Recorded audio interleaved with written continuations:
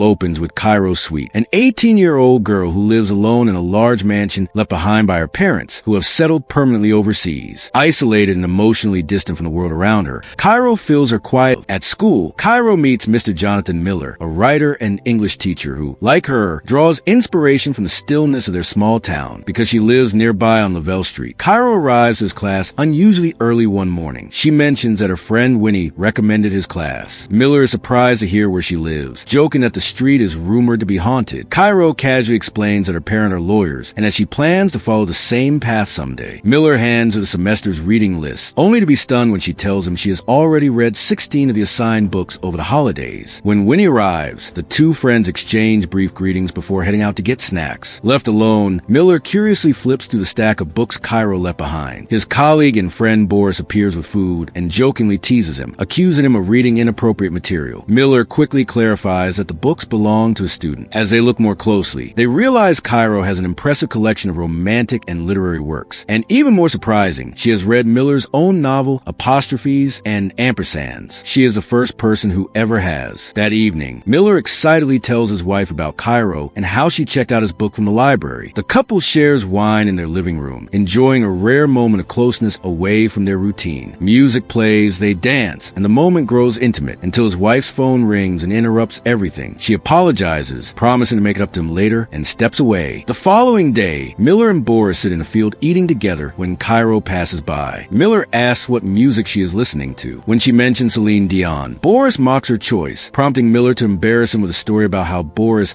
once cried loudly during Titanic at his bachelor party. Boris laughs it off, offers Cairo a biscuit, and jokingly asks her not to tell anyone about his softer side, as it would ruin his tough image as a baseball coach. Later at school, Winnie deliberately drops her books in the hallway to get Boris's attention, openly flirting with him. Cairo notices and questions her, but Winnie shrugs it off, saying she's simply taking advantage of opportunities where she sees them. After school, Winnie spends time at Cairo's house while Cairo struggles with her Yale application essay. She can't decide what to write about as a defining achievement. Winnie, half serious and half provocative, suggests turning a forbidden teacher-student relationship into a compelling story. Cairo questions whether Winnie would ever actually act on such an idea, and Winnie admits she might, describing it as thrilling and dramatic. She also points out the way Mr. Miller watches Cairo in class, as if she brings color into his otherwise dull life. Cairo dismisses the idea at first, refusing to believe Miller sees her that way. That night, while reading, Cairo comes across a passage about a madman's love and wonders what kind of music inspires such writing. The next day in class, she catches Miller staring at her and realizes Winnie may have been right. The realization makes her feel strangely empowered. As Miller returns graded scripts to students, he quietly asks Cairo to stay after class. He praises her latest essay and listens as she tells him she plans to leave town for Yale because she feels disconnected from this place. Miller gently challenges her perspective, encouraging her to explore the town more deeply before rejecting it entirely. They discuss her essay about a hesitant spider, and Miller surprises her by reciting lines from her work from memory. The moment excites Cairo, proof that her words mattered to him. He applauds her talent and suggests she write a short story in the style of her favorite author, something that could strengthen her Yale application. Cairo is thrilled and admits she has read his book. Miller confesses that critics once dismissed it for lacking ambition, but Cairo strongly disagrees, calling it tragic, romantic, and haunting. She recites a passage about the madman's love, deeply pleasing him. He admits it was the first thing he ever wrote that felt real. When Winnie suddenly appears, Cairo uses the interruption as an excuse to leave. Later, Miller talks with his wife and Boris, describing Cairo as exceptionally gifted. His wife observes that he seems more alive teaching than writing, suggesting that criticism may have pushed him to see him there. She sits quietly until Miller joins her, and they talk softly together. The evening continues as Elliot, a celebrated, award-winning writer, steps onto the stage to read his work, setting the tone for the deeper emotional and creative entanglements yet to come. After the event, Cairo and Miller lingered in the courtyard. Cairo admitted she had expected the readings to be dull, but was surprised by how powerful they turned out to be. As they shared a cigarette, she felt a deeper realization settle in. Not only was she drawn to him, but she sensed that they were both outsiders, quietly recognizing something familiar in each other. Dressed elegantly, Cairo caught the attention of both Miller and Boris without trying. She casually suggested that Boris could sell his homemade biscuits to raise funds for the baseball team, with Winnie helping him design a logo. Boris liked the idea and headed inside. Cairo took a seat beside Miller, and he offered her another cigarette. A message from Miller's wife popped up on his phone, suggesting a weekend trip together. The idea clearly lifted his mood. Winnie, ever curious,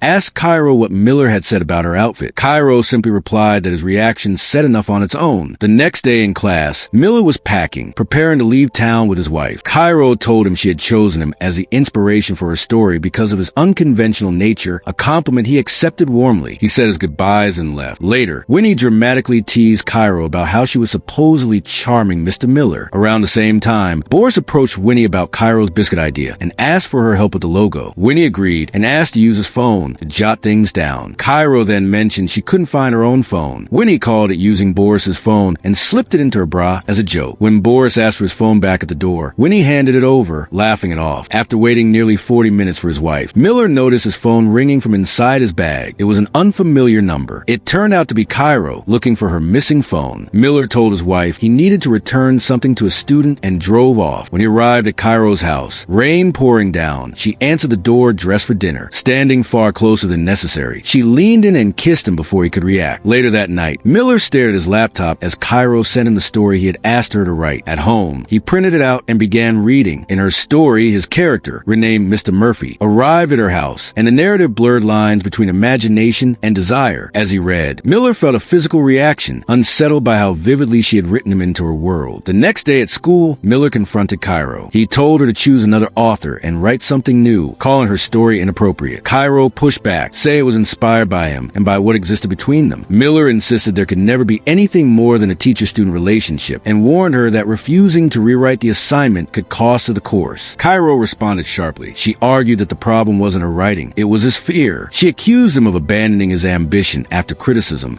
of hiding in mediocrity instead of daring to be great. She challenged him to fail her if he wished, but warned that the consequences would matter. Her words cut deeply, and she left the classroom devastated. At home, Cairo drank heavily, breaking down while Winnie stayed with her. Meanwhile, Miller returned home drained and irritable, describing his day as unbearable. His wife offered him a drink, and he explained the situation as a professional disagreement over an assignment. When she read the story and noticed the dedication at the end, for Jonathan loved Cairo, she recognized it as something far more personal. Drunk and emotionally charged, she pressed Miller to explain how Cairo had written about him, pulling him close as he tried to justify himself. Back at Cairo's house, Winnie tried to distract herself by messaging Boris. Cairo encouraged her to flirt recklessly, joking about their behavior. When emotions escalated, Cairo and Winnie crossed a line of their own, later sending proof to Boris. When Winnie asked if Cairo would contact Miller, Cairo coldly said he was no longer part of her world. Instead, she submitted her story to the vice principal. Soon after, Miller was summoned to the administration office. Panic set in. He feared Cairo might imply something that could destroy his career. When his wife asked if anything inappropriate had actually happened, he denied it, and she told him to fix the situation. Flicting accounts, the school sided against Miller, placing him on suspension. At home, his wife confronted him harshly. She accused him of seeking validation from a teenager simply because she admired his work. Miller admitted that Cairo had made him feel valued in a way he hadn't felt in years. His wife lashed out, calling him dishonest and self-pitying, saying she drank just to tolerate life with him. Their marriage fractured further that night. Winnie later confronted Cairo, accusing her of punishing Miller for choosing his wife. Cairo responded coldly, saying he underestimated her and that she would see the situation through, even in court if necessary. Winnie threatened to protect Miller, but Cairo warned she could expose Boris too. Realizing she had been manipulated, Winnie told Cairo this was no longer a game. Cairo finished her essay by questioning whether Miller would surrender to the situation or transform it into something meaningful. For the first time, she felt truly adult, aware that her choices carried weight. Despite the damage left behind, Cairo believed the experience would shape her into someone new, someone forged by consequence rather than fantasy.